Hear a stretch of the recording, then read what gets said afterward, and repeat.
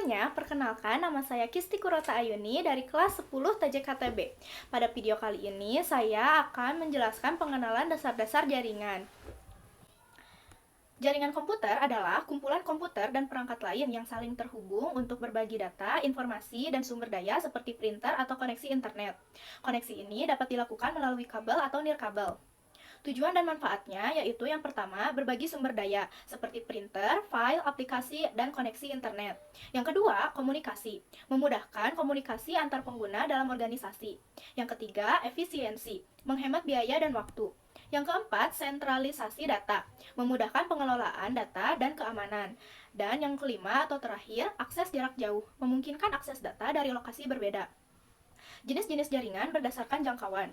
Berdasarkan jangkauannya, jaringan komputer terbagi menjadi beberapa jenis utama, yaitu PAN, LAN, MAN, dan WAN. Yang pertama, PAN atau Personal Area Network. Jaringan ini mencakup area yang sangat kecil, yang menghubungkan perangkat pribadi dalam jarak dekat, biasanya beberapa meter. Beberapa teknologi yang umum digunakan dalam PAN yaitu Bluetooth, infrared, Wi-Fi direct, memungkinkan dua perangkat Wi-Fi untuk terhubung langsung tanpa perlu melalui router atau titik akses Wi-Fi. Yang selanjutnya ada NVC atau Near Field Communication. Teknologi nirkabel jarak pendek yang memungkinkan pertukaran data saat perangkat berada sangat dekat atau beberapa sentimeter. Selanjutnya ada USB, antarmuka kabel yang umum digunakan untuk menghubungkan perangkat seperti mouse, keyboard, dan printer ke komputer. Yang kedua ada LAN atau Local Area Network. Jaringan ini mencakup area kecil seperti rumah, kantor, atau sekolah. Contohnya adalah jaringan komputer di laboratorium komputer sekolah. Beberapa teknologi yang umum digunakan dalam LAN yaitu Ethernet, Wi-Fi, hub dan switch, router, VLAN atau virtual LAN. Membagi jaringan fisik menjadi beberapa jaringan logis, memungkinkan segmentasi jaringan dan peningkatan keamanan. Yang ketiga ada MAN atau Metropolitan Area Network. Jaringan ini mencakup area yang lebih luas dari LAN, seperti satu kota. MAN sering digunakan untuk menghubungkan beberapa cabang perusahaan dalam satu wilayah metropolitan. Contohnya adalah jaringan yang menghubungkan kantor-kantor bank di satu kota, sistem jaringan di kampus universitas yang luas, atau jaringan telekomunikasi yang mencakup seluruh wilayah kota. Beberapa teknologi yang umum digunakan dalam MAN yaitu serat optik atau fiber optik. Yang kedua ada kabel Ethernet. Kabel Ethernet juga umum digunakan dalam jaringan MAN, terutama untuk menghubungkan perangkat dalam jarak yang lebih pendek. Selanjutnya ada teknologi seluler, 3G, 4G, dan 5G. Teknologi seluler dapat digunakan untuk menyediakan konektivitas nirkabel dalam jaringan MAN. Yang keempat, ada WAN atau Wide Area Network. Jaringan ini mencakup area geografis yang sangat luas, seperti negara atau bahkan antar benua. Contoh nyata dari WAN adalah internet. Beberapa teknologi yang umum digunakan dalam WAN. Yang pertama ada satelit, digunakan untuk menghubungkan lokasi terpencil atau di daerah yang sulit dijangkau kabel. Nah, selanjutnya di sini ada perangkat jaringan, alat-alat yang digunakan untuk membangun, menghubungkan, dan mengelola jaringan komputer. Yang pertama ada perangkat keras jaringan atau hardware, alat fisik yang digunakan untuk membuat dan mengelola jaringan. Perangkat keras jaringan memiliki fungsi utama, yaitu menghubungkan beberapa perangkat dalam suatu jaringan komputer, memungkinkan komunikasi dan berbagi sumber daya seperti data, printer, dan internet. Contoh perangkatnya adalah yang pertama ada router, perangkat keras jaringan yang berfungsi untuk menghubungkan beberapa jaringan yang berbeda, termasuk jaringan lokal atau LAN ke internet, serta mengelola lalu lintas data antar jaringan tersebut. Router bekerja dengan meneruskan paket data ke alamat IP tujuan yang benar dan memungkinkan beberapa perangkat untuk berbagi koneksi internet yang sama. Yang kedua yaitu ada modem, perangkat keras jaringan yang berfungsi untuk menghubungkan perangkat seperti komputer, laptop, atau smartphone ke jaringan internet. Modem mengubah data digital dari perangkat menjadi sinyal analog untuk ditransmisikan melalui media komunikasi seperti kabel telepon atau jaringan seluler. Dari sebaliknya, mengubah sinyal analog yang diterima menjadi data digital yang dapat dipahami oleh perangkat. Yang ketiga ada switch, yaitu perangkat keras jaringan yang berfungsi untuk menghubungkan beberapa perangkat dalam satu jaringan lokal atau LAN dan meneruskan data antar perangkat berdasarkan alamat MIC. Switch beroperasi pada layer 2 atau data link layer. Dalam model OSI, OSI. Fungsi utamanya adalah untuk mempercepat komunikasi antar perangkat dan mencegah tabrakan data dengan meneruskan data hanya ke perangkat tujuan yang tepat. Yang keempat ada hub, yaitu perangkat keras jaringan yang berfungsi sebagai titik koneksi pusat untuk menghubungkan beberapa perangkat dalam satu jaringan lokal atau LAN. Hub mengirimkan data ke semua perangkat yang terhubung, tidak seperti switch yang hanya mengirimkan data ke perangkat tujuan. Yang kelima ada access point, yaitu perangkat keras jaringan yang berfungsi sebagai penghubung antara perangkat nirkabel, seperti laptop dan smartphone. Dengan jaringan kabel, menciptakan jaringan area lokal nirkabel atau WLAN, singkatnya AP, bertindak sebagai titik akses untuk perangkat nirkabel agar bisa terhubung ke internet atau jaringan lain yang terhubung ke jaringan kabel. Yang keenam, ada kabel jaringan, yaitu perangkat keras yang berfungsi sebagai media transmisi untuk menghubungkan perangkat-perangkat dalam suatu jaringan komputer, memungkinkan pertukaran data antar perangkat. Fungsi utamanya adalah mentransfer data, memungkinkan komunikasi dan berbagi sumber daya dalam jaringan. Yang ketujuh, ada konektor, yaitu perangkat keras yang berfungsi menghubungkan kabel jaringan dengan perangkat lain, seperti komputer atau perangkat jaringan lainnya.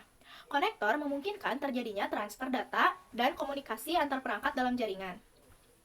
Yang kedelapan ada NIC atau Network Interface Card, yaitu perangkat keras jaringan komputer yang memungkinkan komputer terhubung ke jaringan. NIC berfungsi sebagai jembatan antara komputer dan jaringan, memungkinkan komputer untuk mengirim dan menerima data. Setiap NIC memiliki MAC address unik yang mengidentifikasinya dalam jaringan. Yang kesembilan ada server, yaitu perangkat keras yang berfungsi menyediakan layanan, data, atau sumber daya kepada perangkat lain atau klien yang terhubung melalui jaringan. Server berperan sebagai pusat komputasi dan penyimpanan data, memastikan ketersediaan dan integrasi informasi serta layanan. Yang ke-10 ada komputer klien, yaitu perangkat yang digunakan oleh pengguna untuk mengakses layanan dan sumber daya yang disediakan oleh server. Fungsinya mencakup mengirimkan permintaan ke server, memproses data yang diterima dari server, dan menjalankan aplikasi. Secara sederhana, komputer klien adalah pengguna dalam arsitektur klien server. Yang ke-11 ada bridge, perangkat keras jaringan yang menghubungkan dua atau lebih jaringan, memungkinkan perangkat dalam jaringan tersebut untuk berkomunikasi satu sama lain. Fungsi utamanya adalah meneruskan lalu lintas data antar segmen jaringan, membagi jaringan yang lebih besar menjadi segmen-segmen yang lebih kecil, dan meningkatkan kinerja jaringan dengan mengurangi kemacetan. Yang ke-12 ada repeater, yaitu perangkat keras jaringan yang berfungsi untuk memperkuat dan memperluas jangkauan sinyal, baik itu sinyal nirkabel seperti Wi-Fi maupun sinyal kabel. Repeater bekerja dengan menerima sinyal yang lemah, memperkuatnya, dan kemudian mengirimkannya kembali ke jaringan. Selanjutnya, perangkat lunak jaringan atau software. Program komputer yang dirancang untuk mengelola, mengontrol, dan memantau jaringan komputer. Perangkat lunak ini memungkinkan berbagai perangkat untuk berkomunikasi dan bertukar data dalam jaringan. Fungsinya mencakup manajemen alamat IP, penyediaan perangkat, analisis lalu lintas, deteksi ancaman, dan penerapan kebijakan. Fungsi utama perangkat lunak jaringan yaitu mengelola dan memantau jaringan, keamanan jaringan, berbagi sumber daya, manajemen akses, dan penyediaan layanan jaringan. Contoh perangkatnya adalah yang pertama ada sistem operasi jaringan atau Network OS. Perangkat lunak yang dirancang untuk mengelola dan mengkoordinasikan sumber daya dalam suatu jaringan komputer. Fungsinya mencakup memungkinkan komunikasi antar perangkat, berbagi sumber daya seperti file dan printer, serta mengelola akses pengguna dan keamanan jaringan. Contohnya seperti Windows Server, Linux yang mendukung fungsi jaringan. Yang kedua, protokol, yaitu seperangkat aturan, konvensi, dan prosedur yang mengatur komunikasi dan transfer data antara perangkat dalam jaringan komputer. Aturan-aturan ini mencakup berbagai aspek, seperti cara data diformat, dikirim, diterima, dan ditangani jika terjadi kesalahan. Fungsi utamanya adalah memungkinkan perangkat yang berbeda untuk berkomunikasi secara efektif dan efisien. Contohnya seperti TCP atau IP, lalu HTTP dan FTP. Yang ketiga ada firewall, yaitu sistem keamanan yang memantau dan mengontrol lalu lintas data yang masuk dan keluar dari jaringan atau perangkat. Ia berfungsi seperti pagar atau dinding yang memisahkan jaringan internal yang terpercaya dari jaringan eksternal yang tidak terpercaya, seperti internet. Firewall dirancang untuk mencegah akses tidak sah, melindungi data sensitif, dan menghentikan ancaman seperti virus, malware, dan peretasan. Yang keempat, software manajemen jaringan, yaitu perangkat lunak yang dirancang untuk memantau, mengelola, dan memelihara jaringan komputer. Perangkat lunak ini membantu administrator jaringan dalam melacak kinerja jaringan, mengidentifikasi dan menyelesaikan masalah, serta mengoptimalkan penggunaan sumber daya. Lalu, ada media transmisi, yaitu jalur atau saluran yang digunakan untuk mengirimkan data dari satu titik ke titik lain dalam suatu jaringan. Media ini bisa berupa kabel atau tanpa kabel. Pemilihan media transmisi tergantung pada berbagai faktor seperti jarak, kecepatan yang dibutuhkan, dan tingkat interferensi. Media kabel, jenis media transmisi dalam jaringan yang menggunakan kabel fisik untuk mentransmisikan data. Media ini juga dikenal sebagai media transmisi terarah atau bounded. Kabel berfungsi sebagai jalur fisik yang memandu sinyal data dari satu titik ke titik lain dalam jaringan. Contohnya yaitu yang pertama ada UTP, yang kedua ada koaksial kabel, dan yang ketiga ada fiber optik.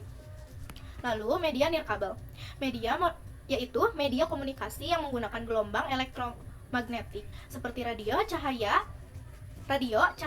inframerah, atau gelombang mikro untuk mengirimkan data tanpa menggunakan kabel fisik. Ini memungkinkan perangkat untuk terhubung dan berkomunikasi satu sama lain tanpa perlu kabel, memberikan fleksibilitas dan mobilitas yang lebih besar.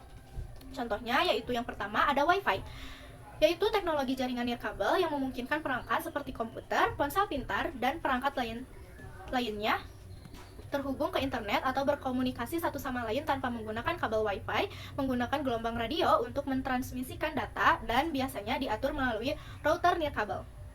Lalu selanjutnya ada Bluetooth, yaitu teknologi nirkabel jarak pendek yang memungkinkan perangkat elektronik untuk berkomunikasi satu sama lain tanpa kabel. Teknologi ini beroperasi pada frekuensi radio 2,4 GHz dan banyak digunakan pada berbagai perangkat seperti handphone, komputer, headphone, speaker, dan perangkat lainnya. Selanjutnya ada infrared, yaitu radiasi elektromagnetik yang memiliki panjang gelombang lebih panjang dari cahaya, tampak tepi lebih pendek dari gelombang radio. Sinar ini tidak terlihat oleh mata manusia, namun dapat dirasakan sebagai panas. Infrared banyak dimanfaatkan dalam berbagai bidang, termasuk teknologi, medis, dan komunikasi. Lalu, ada jenis-jenis kabel dan konektor. Yang pertama ada kabel, yaitu media transmisi yang terdiri dari satu atau lebih konduktor yang dilapisi isolator dan berfungsi untuk menghantarkan listrik, sinyal, atau data dari satu titik ke titik lain. Kabel digunakan dalam berbagai aplikasi, termasuk instalasi listrik, jaringan komputer, dan telekomunikasi. Kabel dibagi menjadi beberapa jenis, yaitu yang pertama ada UTP, yaitu jenis kabel jaringan yang menggunakan pasangan kabel tembaga yang dipilin tanpa lapisan pelindung. Kabel UTP digunakan secara luas dalam jaringan komputer atau LAN dan sistem telepon karena biaya yang relatif murah dan kemudahan instalasinya. Yang kedua ada STP, yaitu jenis kabel jaringan yang memiliki lapisan pelindung tambahan di sekitar pasangan kabel yang dipilih. Lapisan pelindung ini berfungsi untuk mengurangi interferensi elektromagnetik dan crosstalk, sehingga menjaga kualitas sinyal data yang dikirimkan. Yang ketiga ada koaksial, yaitu jenis kabel yang digunakan untuk mentransmisikan sinyal listrik frekuensi tinggi. Kabel ini memiliki dua konduktor yang disusun secara konsentris, dipisahkan oleh lapisan isolator. Konduktor bagian dalam berfungsi sebagai inti yang membawa sinyal, sedangkan konduktor luar berfungsi sebagai pelindung dan pembumian atau ground. Yang keempat ada fiber optik, yaitu teknologi transmisi data yang menggunakan serat kaca atau plastik tipis untuk mengirimkan informasi dalam bentuk sinyal cahaya. Sederhananya, ini adalah kabel yang mampu membawa data dengan kecepatan sangat tinggi, jauh lebih cepat dibandingkan kabel tembaga tradisional. Lalu ada konektor, yaitu komponen atau alat yang berfungsi untuk menghubungkan dua atau lebih perangkat komponen, baik untuk aliran data, sinyal, maupun daya. Dalam konteks elektronik, konektor memungkinkan aliran listrik atau data dari satu titik ke titik lain. Yang pertama ada RJ45, yaitu konektor standar yang digunakan untuk menghubungkan kabel Ethernet ke berbagai perangkat jaringan seperti komputer, router, dan switch. Konektor ini memiliki 8 pin dan umumnya digunakan pada kabel twist pair seperti kabel Ethernet, Cat5, Cat5e, Cat6, atau Cat7. RJ45 merupakan bagian penting dari jaringan kabel, khususnya dalam jaringan area lokal atau LAN. Yang kedua ada RJ11, yaitu jenis konektor yang biasa digunakan untuk kabel telepon dan perangkat telekomunikasi lainnya. Konektor ini memiliki 6 posisi, tetapi umumnya hanya menggunakan 2 atau 4 pin untuk transmisi sinyal suara analog pada telepon rumah. Yang ketiga ada BNC, yaitu jenis konektor frekuensi radio mini yang digunakan untuk menyambung dan melepaskan kabel koaksial dengan cepat. Konektor ini menggunakan mekanisme penguncian bayonet yang memungkinkan koneksi yang mudah dan aman, serta banyak digunakan dalam aplikasi radio, video, dan jaringan. Yang keempat, ada LC. Ada LC, ST, SC, FC. LC yaitu konektor faktor bentuk kecil, small form factor yang sering digunakan dalam aplikasi jaringan dan telekomunikasi, terutama di lingkungan dengan kepadatan tinggi seperti pusat data. Ukuran ferrule bagian yang menahan serap optik pada konektor LC adalah 1,25 mm. Lalu ada ST, yaitu menggunakan mekanisme kopling bayonet untuk penguncian, mirip dengan konektor BNC, dan ferrule berukuran 2,5 mm. Konektor ST banyak digunakan dalam jaringan jarak pendek dari jarak jauh seperti LAN, jaringan telekomunikasi, dan peralatan serat optik. Lalu SC yaitu konektor tipe dorong tarik yang populer dengan ferrule berukuran 2,5 mm.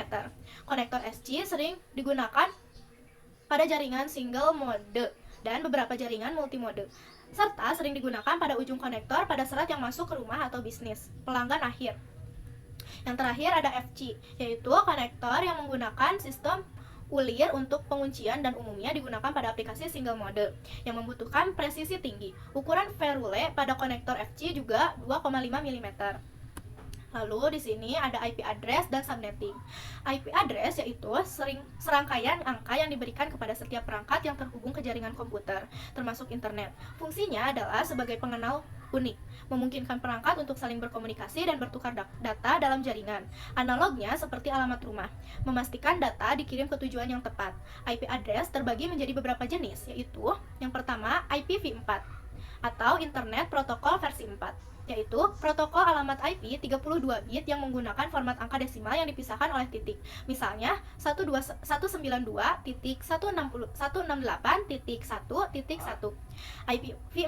IPv4 memiliki ruang alamat yang terbatas, yaitu sekitar 4,3 miliar alamat.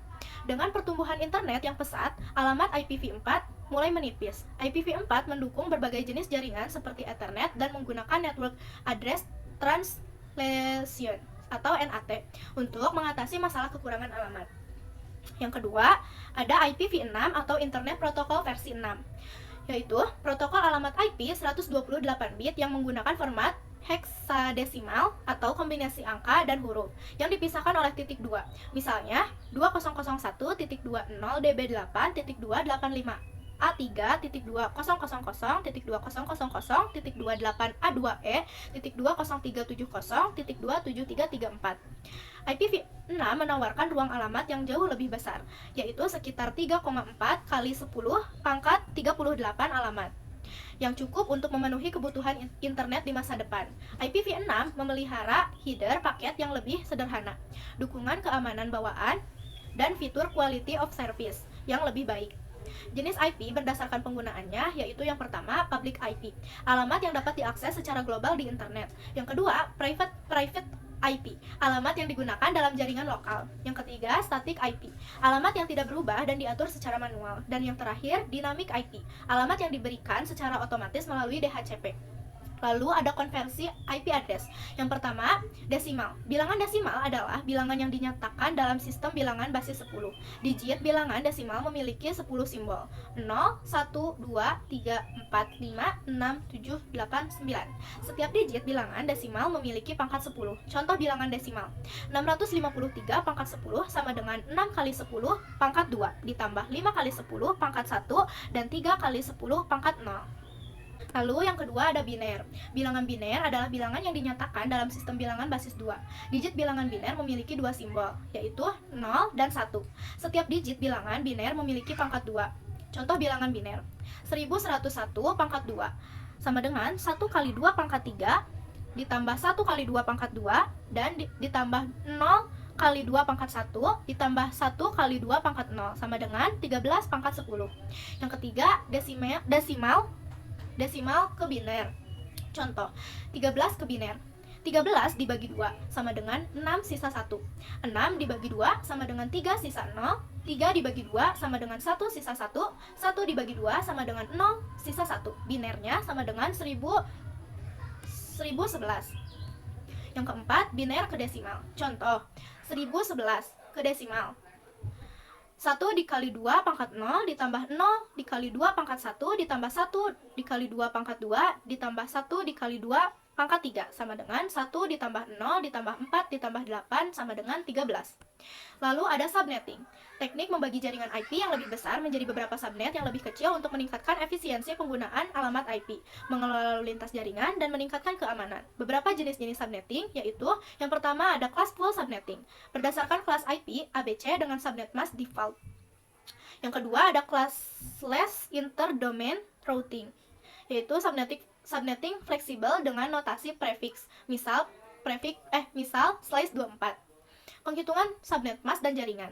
Subnet mask menentukan bagian network atau jaringan dan host atau perangkat.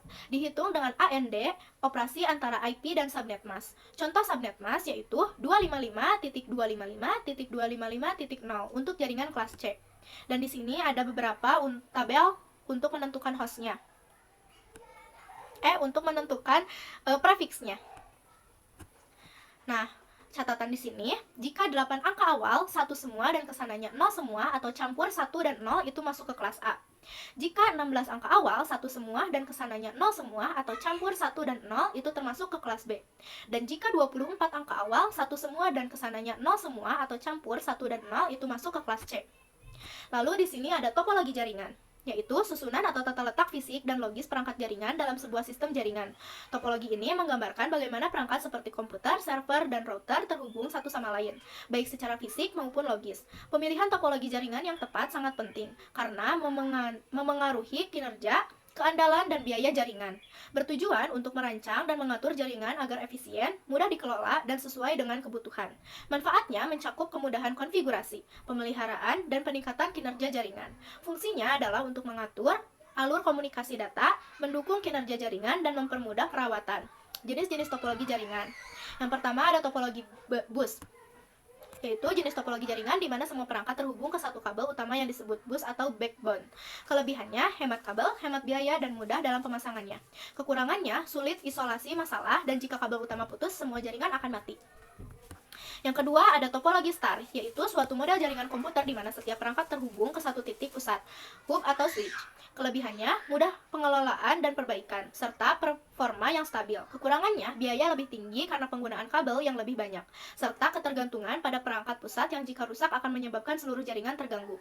Lalu yang ketiga, ada topologi ring, yaitu sebuah jenis topologi jaringan di mana setiap perangkat terhubung ke dua perangkat lainnya, membentuk lingkaran atau cincin. Dalam topologi ini, data mengalir searah dari satu perangkat ke perangkat lainnya. Kelebihannya, mudah mendeteksi error atau kerusakan dan akses yang setara. Kekurangannya, gangguan dari satu perangkat bisa menghentikan semua jaringan. Yang keempat, topologi mesh, yaitu jenis topologi jaringan di mana setiap perangkat terhubung langsung ke setiap perangkat lain dalam jaringan, menciptakan banyak jalur konkesi. Kelebihannya, keandalan tinggi karena redundansi jalur, keamanan yang lebih baik, dan kemampuan untuk mendiagnosis kesalahan dengan mudah. Kekurangannya, biaya instalasi yang mahal karena membutuhkan banyak kabel, proses instalasi yang rumit, dan kurang efisien untuk jaringan kecil. Yang kelima, ada topologi tree atau pohon, yaitu jenis topologi jaringan yang menggabungkan topologi star dan topologi bus, membentuk struktur hierarkis seperti pohon. Kelebihannya yaitu skalabilitas tinggi, organisasi jaringan terstruktur, dan kemudahan isolasi masalah. Kekurangannya yaitu biaya instalasi yang relatif mahal, kompleksitas pengelolaan, dan ketergantungan pada backbone.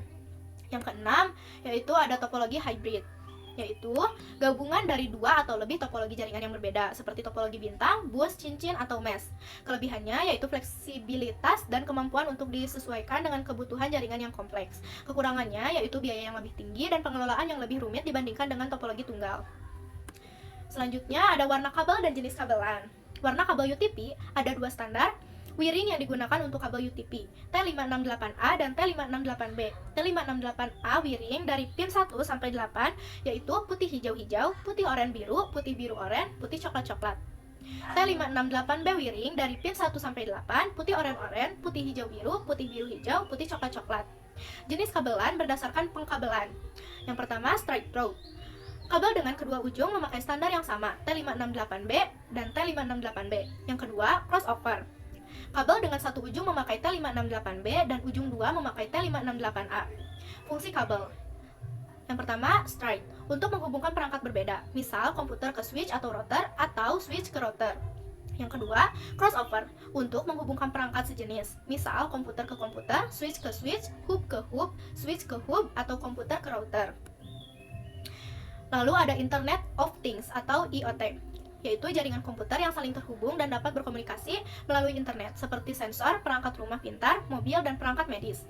Contoh perangkat IoT yaitu yang pertama ada termostat pintar, yaitu perangkat yang terhubung ke internet dan memungkinkan pengguna untuk mengontrol suhu ruangan dari jarak jauh melalui aplikasi di ponsel pintar atau perangkat lain yang terhubung ke internet. Yang kedua ada kamera keamanan atau CCTV, yaitu perangkat yang digunakan untuk memantau dan merekam aktivitas di suatu lokasi. Yang ketiga ada lampu pintar, yaitu lampu yang dapat dikendalikan dan diatur menggunakan perangkat elektronik seperti smartphone atau tablet melalui aplikasi atau perangkat lunak khusus. Yang keempat ada sensor gerak, yaitu perangkat elektronik yang mendeteksi pergerakan dalam area tertentu dan mengubahnya menjadi sinyal listrik untuk diolah. Yang kelima ada perangkat biomedikal, yaitu perangkat medis yang terhubung ke internet untuk menampilkan, mentransmisikan, dan menganalisis data kesehatan secara real time. IoT di paket tracer. Cisco Packet Tracer menyediakan simulasi perangkat IoT untuk belajar konfigurasi dasar, seperti menghubungkan sensor gerak dengan gateway rumah. Lalu ada firewall dan keamanan jaringan, yaitu sistem keamanan yang berfungsi untuk memantau dan mengontrol lalu lintas data yang masuk dan keluar dari jaringan atau perangkat. Fungsinya yaitu mencegah akses tidak sah, melindungi jaringan dari serangan, dan mengatur traffic jaringan. Konfigurasi firewall. 1. Mengatur MAC.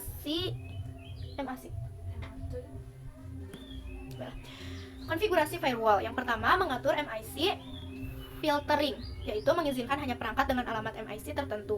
Yang kedua, mengaktifkan DMZ atau zona demilitarisasi untuk perangkat yang butuh akses internet terbuka. Yang ketiga, port forwarding, untuk mengarahkan trafik ke perangkat tertentu. Selanjutnya, ada proses troubleshooting jaringan. 6 langkah troubleshooting. Yang pertama, identify the problem atau identifikasi masalah jaringan. Kedua, tentukan penyebab kemungkinan masalah. Ketiga, uji penyebab tersebut. Keempat, pastikan jaringan berfungsi normal. Kelima, pastikan jaringan berfungsi normal. Keempat, pastikan jaringan berfungsi normal. Dan yang kelima, catat semua temuan dan tindakan. Masalah jaringan umum dan solusinya. Yang pertama, ada NIC LED tidak menyala, yaitu kemungkinan masalah hardware atau kabel. Yang kedua, tidak bisa SSH. Masalah konfigurasi atau port tertutup. Yang ketiga, komputer mendapat IP 160.254.x.x, yaitu DHCP gagal memberikan alamat. Yang keempat, tidak bisa ping device lain, yaitu firewall atau masalah routing. Dan yang kelima, koneksi wireless tidak stabil, yaitu gangguan sinyal atau konfigurasi. Dan yang terakhir ada tools untuk troubleshooting. Yang pertama ada ping untuk cek konektivitas antar perangkat. Yang kedua ada ipconfig untuk lihat konfigurasi IP di Windows. Yang ketiga ada NS lookup untuk cek DNS. Yang keempat ada tracer untuk melacak jalur koneksi jaringan. Dan yang terakhir, yang kelima, ada telnet untuk tes koneksi port tertentu. Sekian penjelasan dari saya. Maaf apabila ada kata-kata yang kurang jelas atau penjelasan yang kurang bisa dimengerti. Sekian dari saya. Wassalamualaikum warahmatullahi wabarakatuh.